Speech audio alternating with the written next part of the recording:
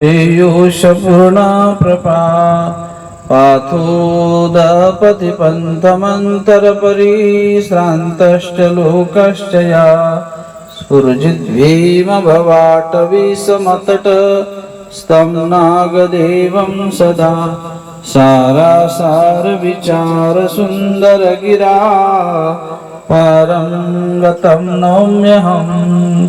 सर्वज्ञ श्री चक्रधर स्वामी की जय। आज आंधळी या गावामध्ये अत्यंत प्रसन्न अशा या वातावरणामध्ये संपन्न होत असलेला हा भागवत सप्ताह प्रतिवर्षीप्रमाणे 22 वर्षाची परंपरा ज्या पूर्वजांनी आमच्या गुरुजनांनी पूर्वसुरींनी हे बीजारोपण धर्माचं लावलेलं आहे, हे ईश्वर धर्माचं बीजारोपण आमच्या जीवनाला परिवर्तन करणारा आहे, नवे आमच्या आत्म्याला उद्धार तत्वाकडे नेणारं हे परिवर्तन असते। आणि यासाठी आमच्या पूर्वजांनी म्हणजे गुरुजनांनी अशा प्रकारे धर्मरूप बीजारोपण करून ठेवलेले आहे। मंदिर हे एक प्रकारचं बीजारोपण आहे, त्याचा वटवृक्ष वाढवण्याचं काम पुढच्या मंडळीचं असते, त्याचं संवर्धन कशा पद्धतीत करावं आणि म्हणून निश्चितच आपण त्या सर्व कार्यामध्ये सहभागी असतो। आज प्रतिवर्षाप्रमाणे भागवत सोहळा संपन्न करण्यासाठी ज्यांच्या मुखातून हे श्रीकृष्ण महाराजांचं स्तुतिस्तवन संपन्न होत आहे असे परमपूजनीय परमादरणीय आचार्य प्रौढ श्री भगवताचार्य श्री कळमकर बाबाजी, त्याचप्रमाणे मंचावर उपस्थित आदरणीय परमपूजनीय तपस्विनी रोहिणीताई शास्त्री कपाटे आणि खाली उपस्थित आदरणीय या कार्यक्रमाचे आयोजक परमपूजनीय महंत श्री दिवाकर बाबाजी भागोदा, परमपूजनीय महंत श्री दत्तराज बाबाजी श्रीरामपूर यांचंही यामध्ये विशेष सहयोग आहे। त्याचप्रमाणे माझ्यासोबत आलेले आदरणीय महंत श्री गोपाळदास बाबाजी, आदरणीय महंत दामोदर बाबा, आदरणीय श्री प्रकाश दादा आणि सर्वच असलेले ज्येष्ठ श्रेष्ठ तपस्विनी, त्याचप्रमाणे भिक्षुक, ग्रामस्थ बंधू भगिनी, वासनिक, आज आपण या परमेश्वर भक्तीच्या माध्यमातून गुणानुमोदन अनेक असतात। आपल्याही सांसारिक जीवनामध्ये आपण कोणाचं तरी गुणानुमोदन करत असतो। आपल्याही आपल्या लाड कौतुकाच्या माध्यमातून आपल्या नातवांचं कुठल्या तरी एखाद्या कौतुकास्पद कार्य केलं त्याचंही आपण गुणानुमोदन करत असतो, परंतु हे ईश्वराचं गुणानुमोदन आहे। ते गुणानुमोदन एक जीवाला आल्हाद देणारं असते, एक तात्पुरतं एक जीवाला त्या शरीराला होणारं त्या माध्यमातून एक सुख असते, परंतु जे अजरामर आपल्याला गुणानुमोदनाच्या माध्यमातून गुणकीर्तनाच्या माध्यमातून त्या गुणाच्या असलेल्या परमेश्वराचं जो गुणरूप कार्य आहे ते कार्य आपण त्याचं अनुमोदन म्हणजेच त्या कार्याचा विशेष असलेला कार्यभार जिथे जिथे प्रगट होत असतो। कारण असं आमच्या ब्रह्मविद्या शास्त्रात म्हटलेलं आहे की सर्व गुणांनी जो आहे तो परमेश्वरच फक्त युक्त असू शकतो। सर्व गुण संपन्न ईश्वर एर कवनीची नव्हे, म्हणजेच गुणांनी युक्त हा फक्त परमेश्वर आहे, कारण तो त्रिगुणाच्या पलीकडचा आहे। तुम्ही आम्ही सर्वजण या भौतिक युगात गुरफटलेलो आहोत।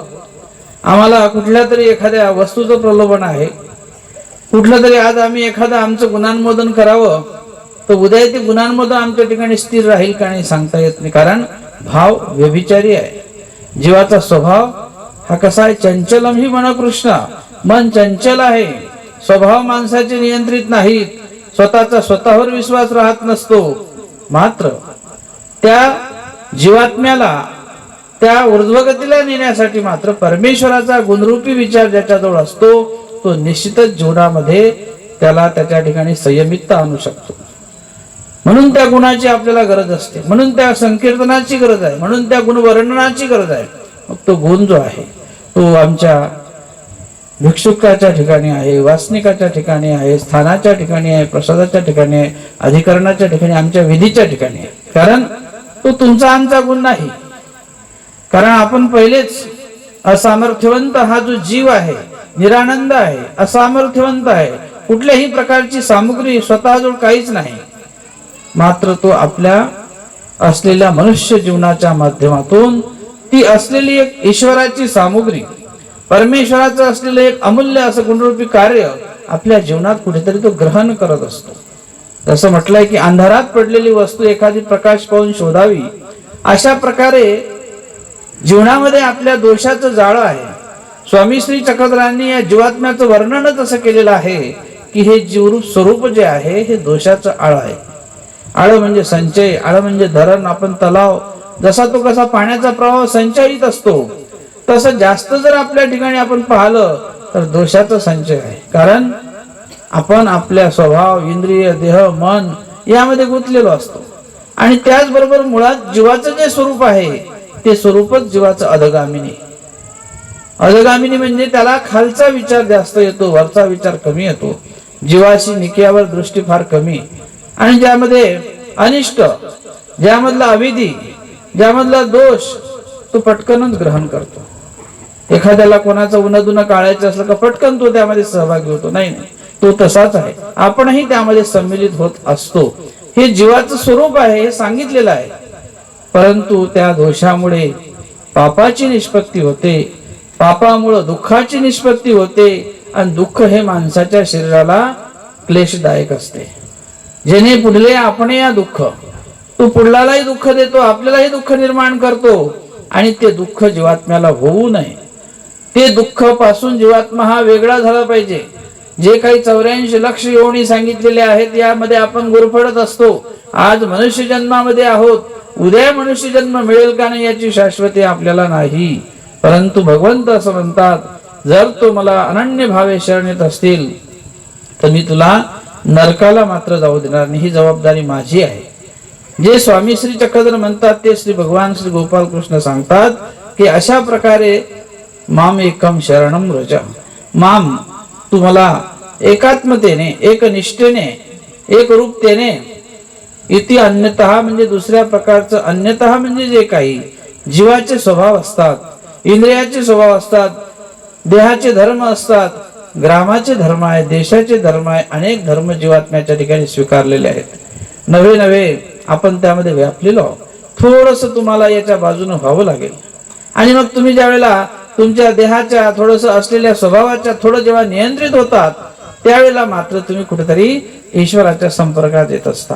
मग तो संपर्क आपल्याला होतो कधी, यासाठी आम्हाला आमचं परंपरा सांगते, सकाळी देवपूजा करा, स्मरण करा, दुपारचा पूजा अवसर, संध्याकाळची देवपूजा, कुठेतरी एखादं भागवत कथेसारखं वर्षातून एखादं कार्य, त्यामुळे तुमचा तो संपर्क जो येईल तो केवळ ईश्वराच्या कुठल्या तरी गुणाशी जोडला जाईल. तो गुण तुमच्या जीवनात कुठेतरी तुम्हाला वृद्धिंगतता प्राप्त करेल. असं म्हणतात की गुण ते लाभा लेखी. गुण हे माणसाला लाभ प्राप्त करून देतात. आता एक ग्रस्ताश्रम धर्मी लाभ आहे, एक निवृत्त धर्मातला लाभ आहे. आता निवृत्त म्हणजेच तो ईश्वरीचा लाभ असतो.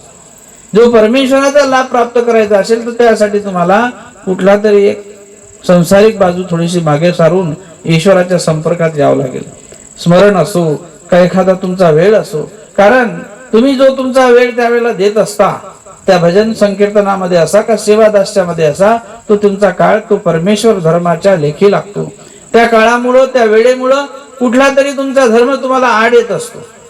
कारण आपण ज्या वेळेला तुमच्या सांसारिक जीवनाच्या तुम्ही कार्यामध्ये व्यस्त असता, कुठलं तरी ग्रस्ताश्रम धर्माचं कार्य करत असता, त्यावेळेला ग्रस्ताश्रम धर्म जो आहे त्यासाठी नियमन करण्यासाठी ही शक्ती कार्यरूप आहे. ती शक्ती म्हणजे देवता शक्ती असते. ती तुमच्या प्रापंचिक जीवनाचं नियमनामध्ये तुमच्यासाठी तुम्हाला विशेष सहयोग त्या शक्तीच्या माध्यमातून असतो. तुम्ही त्याच्या अधीन असता. परंतु ज्यावेळेला परमेश्वराची एखादी क्रिया तुम्ही करत असता त्यावेळेला मात्र परमेश्वर आणि भक्त या दोघांचंच संमिलन असते. तो परमेश्वराशी जोडलेला असतो आणि त्यामुळे कुठलीही शक्ती, कुठला अडथळा, कुठलं होणारं विघ्न तुम्हाला ईश्वर होऊ देत नाही. कारण तुम्ही त्या परमेश्वराच्या अधीन आहे. जसा एखादा अन्यायी पुरुष असतो, एखाद्याने अन्याय केला असतो आणि मग त्याला कुठलं तरी एखादा आश्रयाची आवश्यकता असते आणि तो जसा एखाद्या राजा किंवा एखाद्या समर्थ माणसाला शरण जातो, मग तो त्याला प्रोटेक्शन देतो. तो म्हणतो जोपर्यंत तू माझ्या जवळ आहेस तुझ्या केसाला सुद्धा धक्का लागणार नाही. ही व्यावहारिक बाजू आहे. त्याचप्रमाणे आपण अनेक प्रकारच्या अन्यायाने युक्त आहोत. अन्याय म्हणजेच कोणता? कर्माचा केलेला अन्याय. कर्मणो गहनागती असं म्हटलेलं आहे. कर्म हे भोगल्याशिवाय चुकत नाही असं तुम्हाला माहिती आहे, हा सिद्धांत आहे. पण परमेश्वर म्हणतात की तू जर मला शरण येत असशील, सर्व प्रकारचे असलेले तुझे जे काही दोषरूप भाग आहेत ते बाजूला सारून तू जर मला शरण आला तर निश्चित मी तुला त्या ठिकाणी माझ्या शरणागतीच्या माध्यमातून तुझे सकळ दोष चुकवू शकतो. ईश्वराची चुकविण्याची पद्धती वेगळी आहे. कारण ईश्वर ही जगाची सत्ता, परमेश्वर हा मयाध्यक्षण प्रकृती या सृष्टीचा नियंता आहे. त्याच्या अधीन सर्व वर्ततात. एक देव आहे, एक धर्म आहे आपण असं म्हणतो. जगात एकच परमेश्वर आहे, डबल असू शकत नाही. शक्ती अनेक असतात, प्रत्येक शक्तीचं कार्य वेगळं असते, प्रत्येक शक्तीची साधना वेगळी आहे, प्रत्येक शक्तीचा त्या ठिकाणी स्वीकार वेगवेगळा असतो आणि म्हणून प्रत्येकाचं फळही वेगवेगळं असते. पण परमेश्वर मात्र एकच आहे. आणि मग त्या परमेश्वराच्या माध्यमातून ज्या वेळेला आपण परमेश्वराला शरण जातो त्यावेळेला मात्र इतर शक्ती ज्या असतात त्या सुद्धा तुम्हाला कधी स्पर्श करू शकत नाही. जरी तुम्ही एखाद्याचं, जसं एखादा मनुष्य त्याने अनेकांचं कर्ज घेतलंय, सगळे त्याला मागतात की दे माझं कर्ज, दे माझं कर्ज. पण ज्यावेळेला तो त्या समर्थ माणसाला शरण जातो त्यावेळेला मात्र तो त्याच्या स्वाधीन असल्यामुळं त्याला कर्ज सुद्धा कोणी मागू शकत नाही. का? ज्याच्या सन्निधानात सहवासात तो बसलेला आहे त्याचं त्याला पाठबळ असते. आणि म्हणून अशाच प्रकारे ईश्वर हे आपल्या जीवनामध्ये पाठबळ उभं करतात. मात्र त्याच्या ठिकाणी तो धर्म असला पाहिजे. कर्ज म्हणजे कर्म, हे कर्म आपण जोडलेलं आहे, हे तुम्हाला आज ना उद्या भोगावं लागणार आहे. पण ज्यावेळेला तुम्ही ईश्वराला शरण जाता, परमेश्वराच्या भक्तीत लीन असता, ईश्वराच्या संपर्कात असता, त्यावेळी मात्र परमेश्वर निश्चितच त्या शक्तींना सांगून तुमचं जे काही थोर असेल ते थोडक्यावर निभवतात. आपण म्हणतो की एखादा भाल्याचा घाव आहे तो काट्यावर आणतात. अशा प्रकारे तुमच्या जीवनामध्ये परमेश्वराच्या धर्माचं विशेष कार्य असते. मात्र ते धरणं हे फार महत्वाचं असते. जो तुमच्या हृदयात धरलेला देव आहे, जो धर्म आहे, जो परमेश्वराचं साधन आहे, ते आपल्या अंतिम श्वासापर्यंत आपल्याला धरून ठेवता आलं पाहिजे. नाहीतर माणसाचं मन हे विचलित आहे. आज इथं उद्या तिथं अशा प्रकारे साधना माणसाच्या बदलतात, विचार बदलतात आणि त्यामुळे माणसाच्या जीवनामध्ये स्थैर्य निर्माण होत नाही, अस्थिर असा होतो. जो मनुष्य अस्थिर असतो त्याला कुठलाच एखादा कार्यभार शेवटाला नेता येत नाही, मग तो व्यवहारात असो परमार्थात असो. आणि म्हणून परमार्थामध्ये सुद्धा जी साधना जीवनात आपण अंगीकार केलेली आहे त्या साधनेला धरून ठेवून अंतिम श्वासापर्यंत ईश्वराचं नाम आपल्या शेवटाला गेलं पाहिजे. यासाठीच या कार्याचं आयोजन असते. त्यामध्ये आपण अंतःकरणपूर्वक सम्मिलित झालो पाहिजे. मनापासून त्या भक्तीमध्ये, त्या विधीमध्ये तो वेळ आपण दिला पाहिजे. मग ज्याच्याकडे जो कार्यभार आहे, जी सेवा असेल ती त्यामध्ये सम्मिलित सेवा केली पाहिजे. कारण पुन्हा पुन्हा असा योग येत नाही. आपण स्वतःच खूप काही करू शकतो संसारामध्ये, आपल्या जीवनामध्ये आपल्या संसाराची वृद्धिंगत अवस्था आपण करू शकतो. पण आपण जीवन घेतलं, आपणच चांगले पंचपक्वान्न खाल्ले ना आपल्या घरात जेवत बसलो, तो पुण्य लागेल का? त्याचं तुम्हाला काही लागते का? नाही लागत. पण जेव्हा आपण काही दुसऱ्यासाठी करत असतो, काहीतरी देवासाठी करू, काहीतरी धर्मासाठी करू, तेव्हा मात्र तुम्हाला कुठेतरी एखादा अधिकार निघत असतो.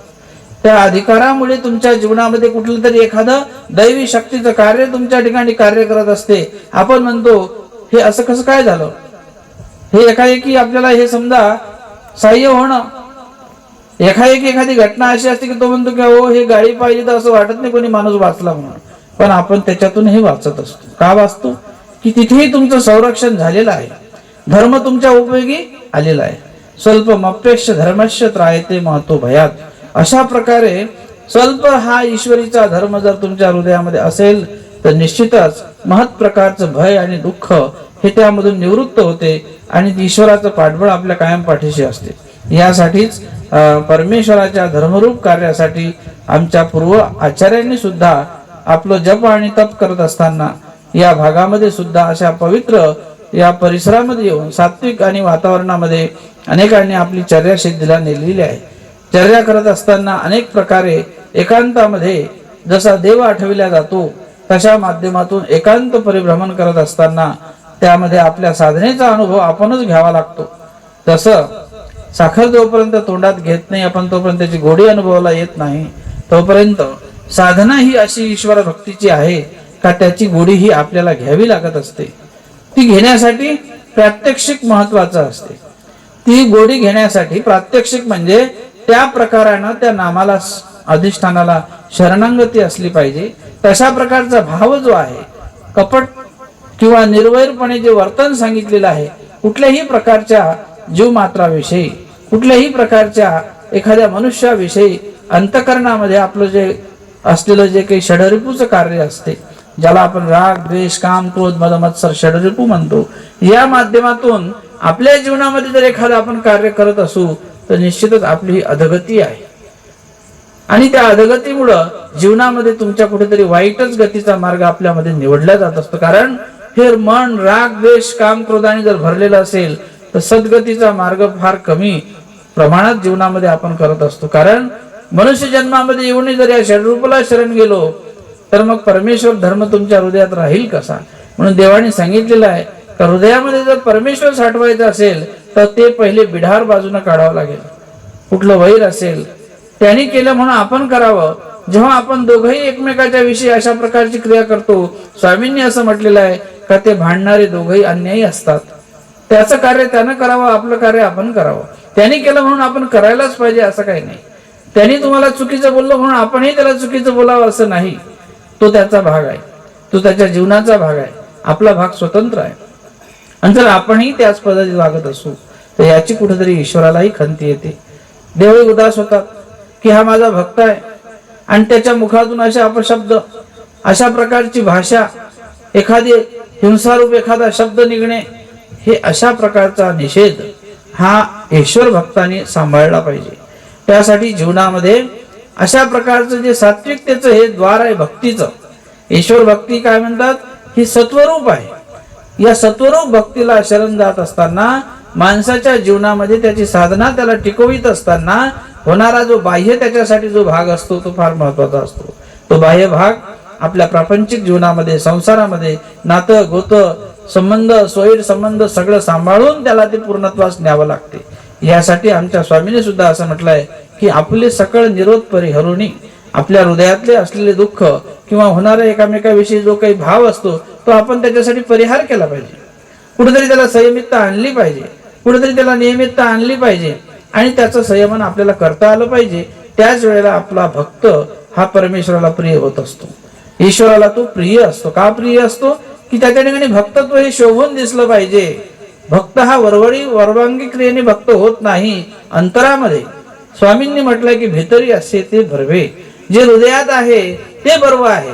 हृदयातलं बर्व जाणणारा फक्त परमेश्वरच आहे. देवता सुद्धा जाणू शकत नाही, कारण त्यांना त्या अधिकाराची जाणीव नाही. जो परमेश्वरी अधिकार आहे तो फक्त ईश्वरच जाणू शकतात. आणि तुमच्या अधिकाराची जाणीव त्या परमेश्वराला आहे, म्हणून कृपे करून परमेश्वराला झडंब उत्पन्न होतो आणि त्या कृपेने परमेश्वर त्या अधिकाराला घेवसतात आणि मग कृपे करून परमेश्वर आपल्या जीवाला दातृत्व करतात. कृपा फक्त ईश्वराजवळच असते, आपल्याजवळ कृपा आहे. पण कृपा कशी आहे? कृपा म्हणजे किव, कृपा म्हणजे कणव. पण आपली कशी आहे? स्वार्थपर आहे. आपण दिल्या घेतल्यावर आपलं कार्य चालते. परमेश्वर निरपेक्ष आहे, त्याला कुठली अपेक्षा नाही. तुमच्या पदार्थाचाही स्वीकार करत नाही, पण भाव मात्र परमेश्वर स्वीकारत घेतात. क्रियेचं स्वरूप पाहतात. या क्रियेमध्ये तुमच्या भावाला ते परमेश्वराला स्वीकार करायचा असतो आणि त्या भावाचा ईश्वर स्वीकार करून त्याचं फळ मात्र आपल्याला एक ईश्वर मार्गाचा अधिकार हा आपल्या जीवनामध्ये निघत असतो. हा अधिकार ज्या वेळेला जीवाकडच्या ठिकाणी निघतो त्यावेळेला एक या ब्रह्मांडात व्यापारणाऱ्या शक्ती म्हणजे देवता आहेत. या शक्तींना एक परमेश्वराने अशी संचालना दिलेली आहे की माझ्या माध्यमातून जो काही कार्यभार या ब्रह्मांडात चालणार आहे तो तू जाणला पाहिजे. मग ती सकळ शक्ती मायेपासून तर यक्षणीपर्यंत सर्व ज्या काही देवता शक्ती असतात त्यांना एक परमेश्वराने दैव आटीची ईश्वर मार्गाच्या व्यापाराची एक संचालना दिलेली आहे की कुठेही माझा जर असा प्रकारचा अधिकार त्या ईश्वर मार्गी असेल, एखाद्या मनुष्याच्या ठिकाणी असेल, कृमीच्या ठिकाणी जरी असला तरीही त्या प्रत्येक देवतेला त्याची जाणीव असते आणि ती बरोबर त्या परमेश्वराच्या आज्ञेनुसार त्याला तिथून काढते आणि आपल्या सुखरूप क्रियेला पाठविते. जसं श्री गोविंदप्रभू बाबा कृमीला हातात घेतात आणि जाय मेली होय ब्रह्म्या म्हणतात. वास्तविक पाहता किटकीचा देह आहे, पण कुठला अधिकार तिथे आहे तिच्या ठिकाणी देवाने द्यावं. अशा प्रकारे देवता सुद्धा ईश्वर मार्गीचा असलेला एखादा पुरुष, ईश्वर मार्गीचा असलेला तो, मग तो नामधारक पाच नामी जरी असेल, त्याच्या हृदयात जर देवाचं नाम असेल, तो बरोबर तो अधिकार, ती पात्रता त्या देवतेच्या ठिकाणी जाणविल्या जाते. अशा प्रकारचे एक ईश्वराचं अस्तित्व रूपी कार्य हे प्रत्येक जीवाच्या ठिकाणी आहे. मग तो कोण्याही योनीत असो, कुठेही असो, त्या अधिकाराचं, त्या अस्तित्वाची जाणीव परमेश्वराला असते. त्यामुळे परमेश्वर आपल्याला आपलं सुखाचं दातृत्व करत असतात. कुठल्या तरी दातृत्वाने त्या जीवात्म्याला त्या नरकापासून बाजूने काढत असतात. हे सर्व कार्य कशाचं आहे? हे आहे आपल्या भक्तीचं, हे आपल्या शरणांगताचं, हे आपल्या निश्चिम केलेल्या श्रद्धेचं फळ आहे. पण श्रद्धेला सुद्धा अहंकाराचा वारा नसावा.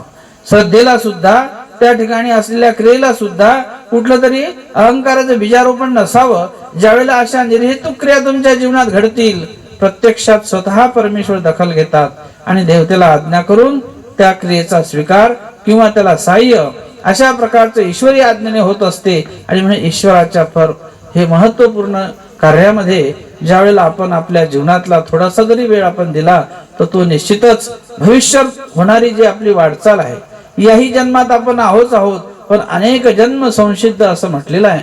एका जन्माने परमेश्वर तुम्हाला मिळणार नाही. अनेक जन्मात या जन्माचं कार्य पुढच्या जन्मावर जाईल, पुढच्या जन्माचं कार्य पुन्हा पुढच्या जन्मावर जाईल. अर्थातच मात्र नरकाला परमेश्वर जाऊ देत नाही. त्याला या जन्मातून पुढच्या जन्मात पुन्हा मनुष्याचा योग आणतात, पुन्हा त्याला ईश्वर धर्माचा योग आणतात. कारण मागचा संस्कार महत्वाचा असतो.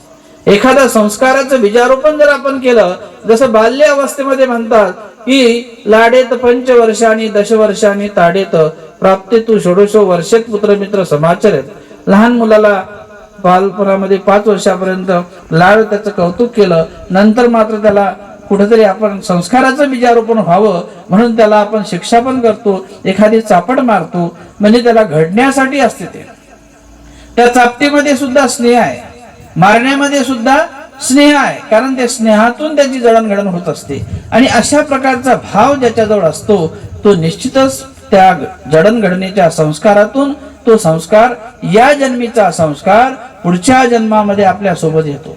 तो संस्कारच जर बीजारोपण झालेला नसेल, तर पुन्हा पुनरपी जननम पुनरपी मरणम चालले आपले फेरे, चतुर्विधीत चाललो, या दुःखातून त्या दुःखात, त्या दुःखातून त्या दुःखात. मग दुःखाशी सीमा नाही, पारावार नाही.